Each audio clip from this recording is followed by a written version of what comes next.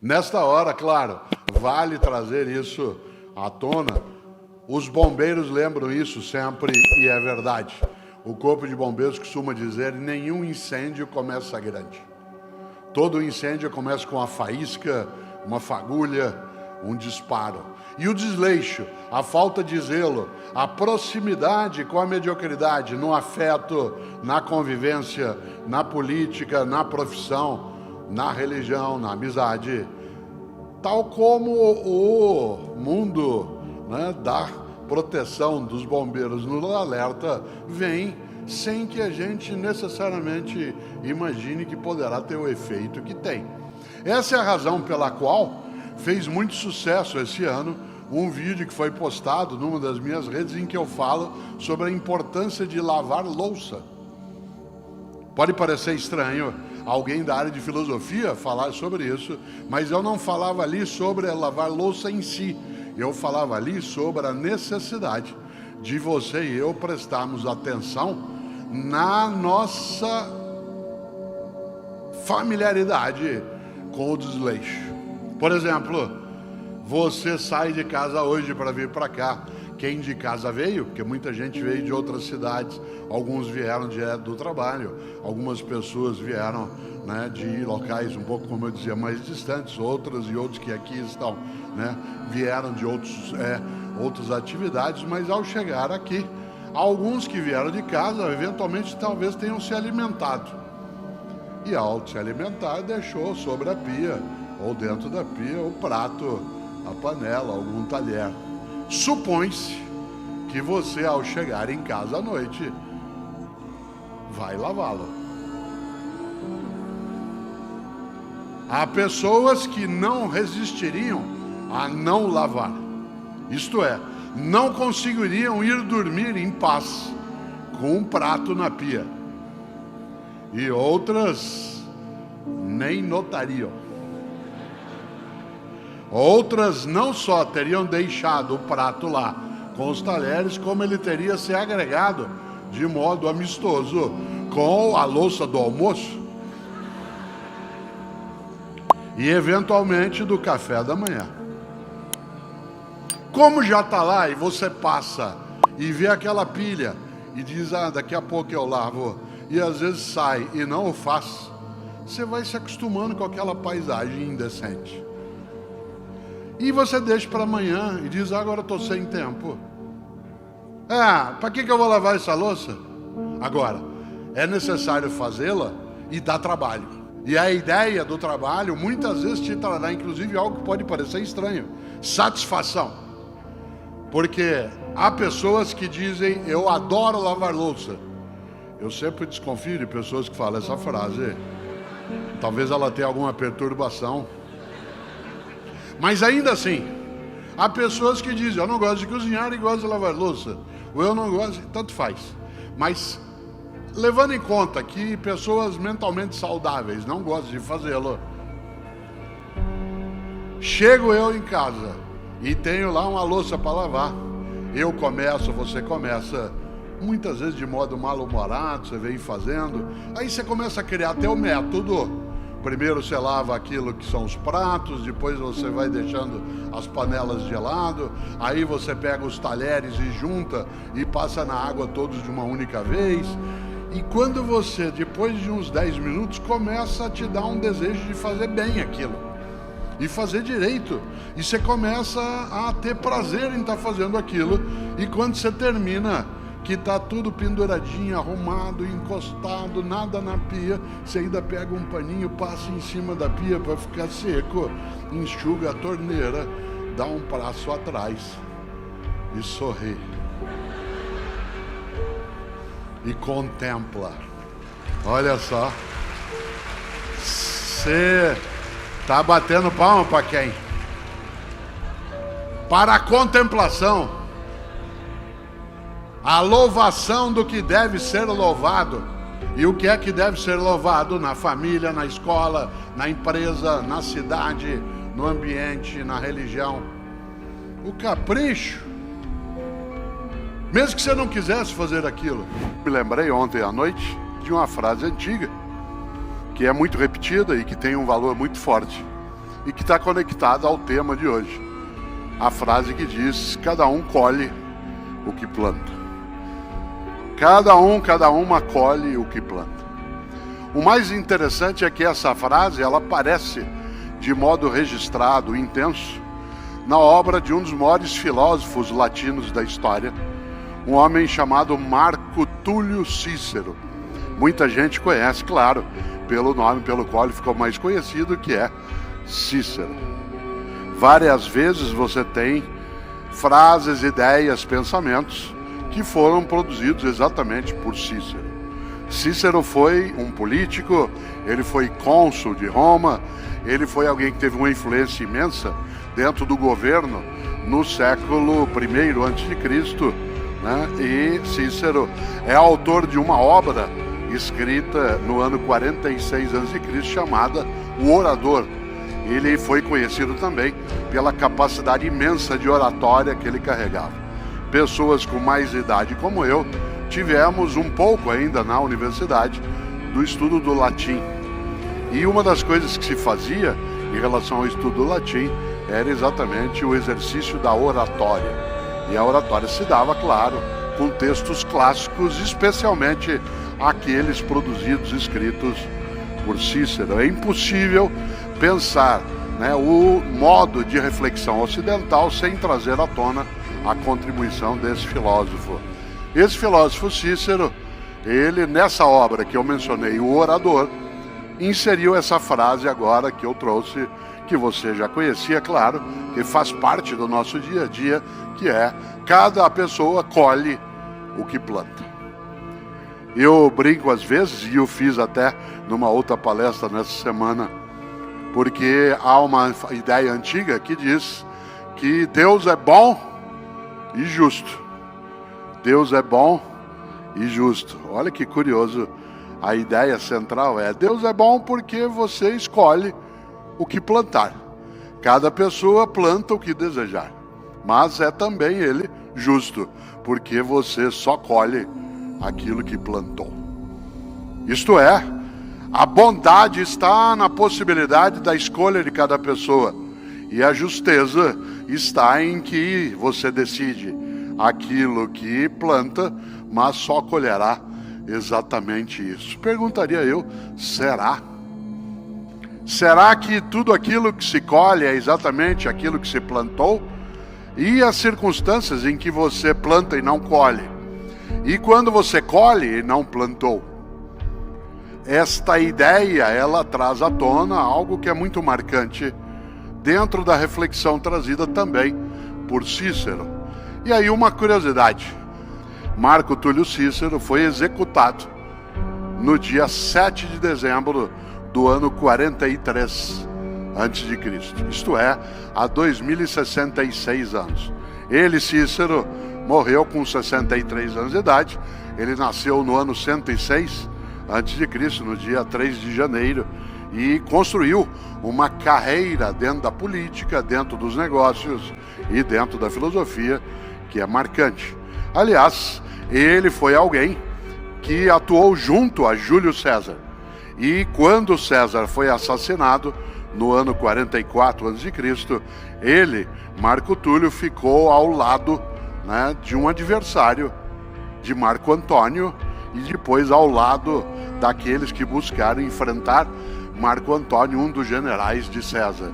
E por isso, porque ele, Cícero, não concordou com o modo de condução feito por Marco Antônio, né, o general Marco Antônio, este mandou executar Cícero. E ele foi executado no dia 7 de dezembro do ano 43 a.C. O mais interessante é que a datação utilizada naquele momento, ela já era nova em relação ao momento em que Cícero nasceu.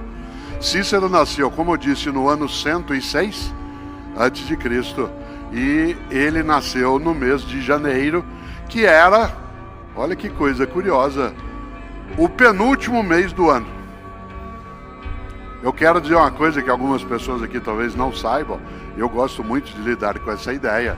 É interessante porque às vezes um aluno, uma aluna, teu filho, tua filha, teu neto, uma das minhas netas, Alice, aqui está, ela poderá me perguntar um dia, ou para o pai, ou para Isabela, mãe, poderá perguntar: vovô, por que o mês de dezembro é o mês 12? Por que o mês de setembro é o mês 9? Por que o mês de novembro é o mês 11? E aí, claro, eu que sou professor, para poder merecer, né, o elogio, vou fazer algo, senta que eu vou te explicar.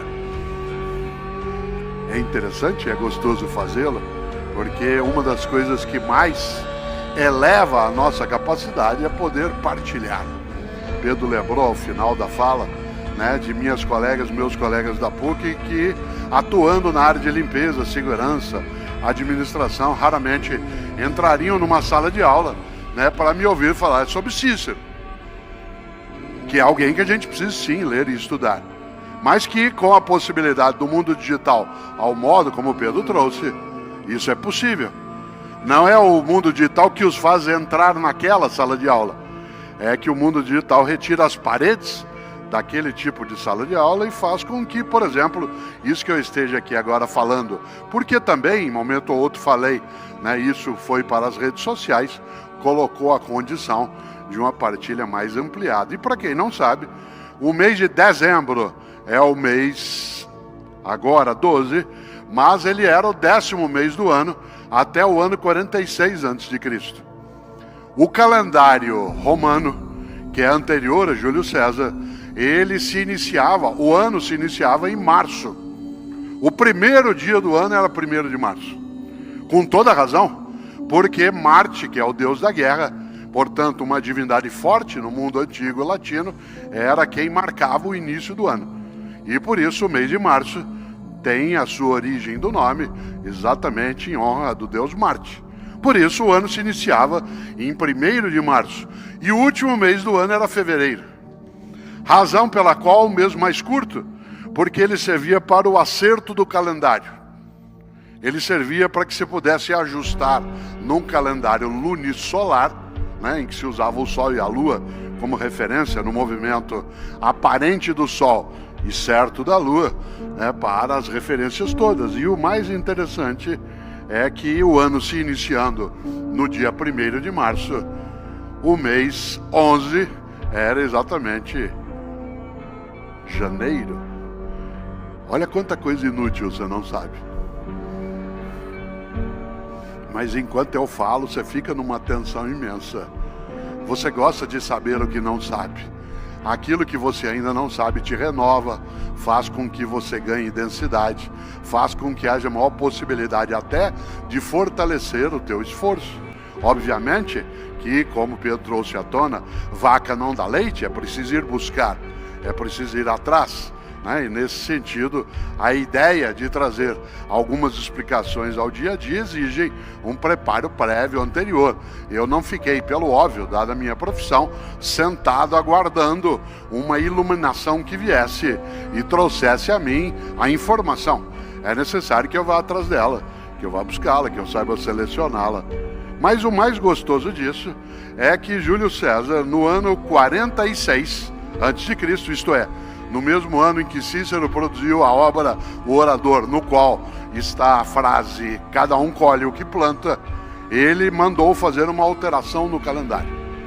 E entendeu Júlio César, e isso vale até hoje, que no mundo latino o ano deveria se iniciar pelo mês de janeiro, que Janus, que dá nome ao mês, é uma divindade bifrontal, isto é, tem duas faces, um rosto para frente, o outro rosto para trás. E, portanto, janeiro seria aquele que, como divindade protetora, olharia para o que já foi, como olharia para o que deveria vir.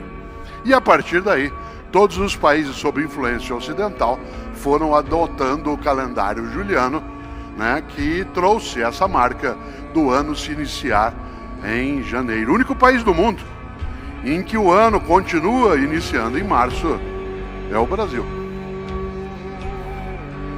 Aliás, se não é o carnaval, a vida começa após o carnaval.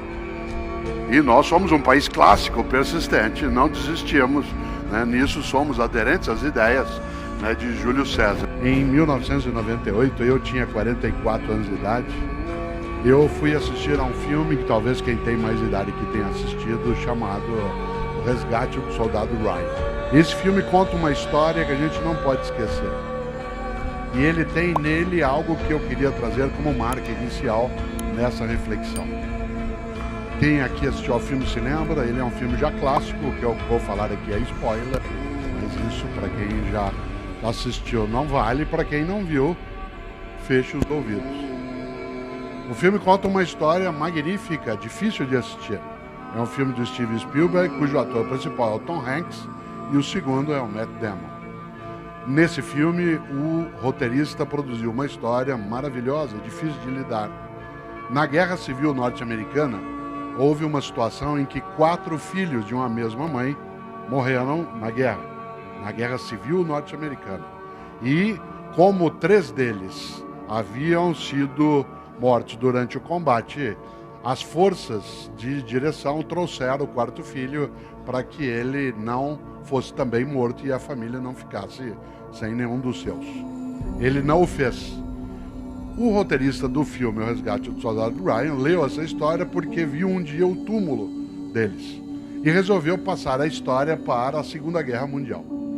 E a história, portanto, do filme O Resgate do Soldado Ryan se dá na Segunda Guerra Mundial com uma missão.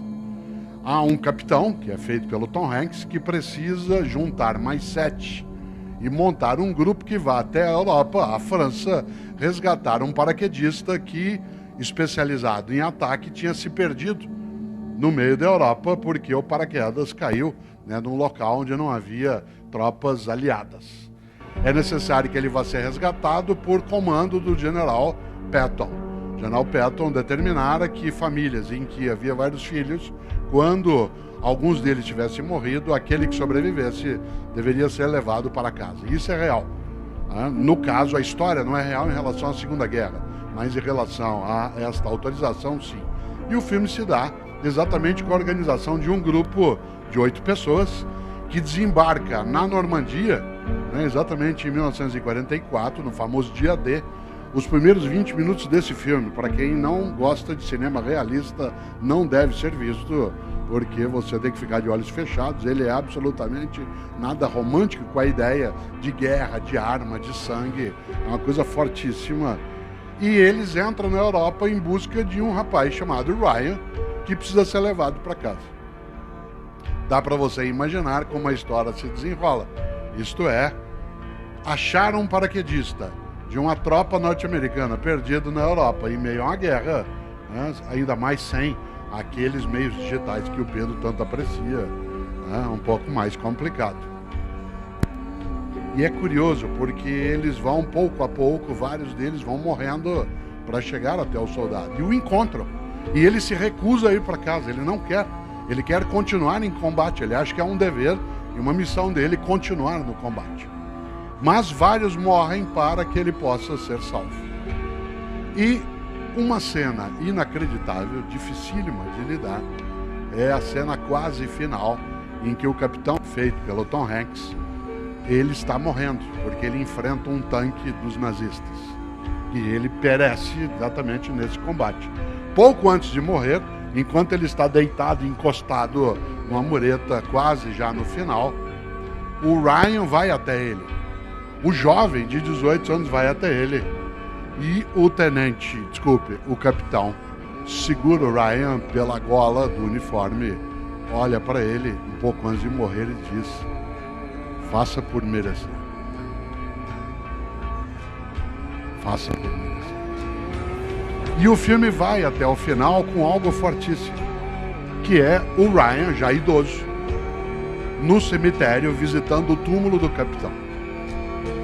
Enquanto ele está orando pelo capitão, a família dele está mais à distância, ele já bastante idoso, ele termina, ele dialoga com o capitão, agradecendo, claro, né, com o túmulo, faz continência e chama a esposa dele, que vem pouco a pouco, e ele segura na mão dela e pergunta: eu fiz por merecer? Essa é uma das questões mais difíceis que a gente pode ter de lidar. Quando esse título da reflexão aqui hoje é Se você não existisse, que falta faria?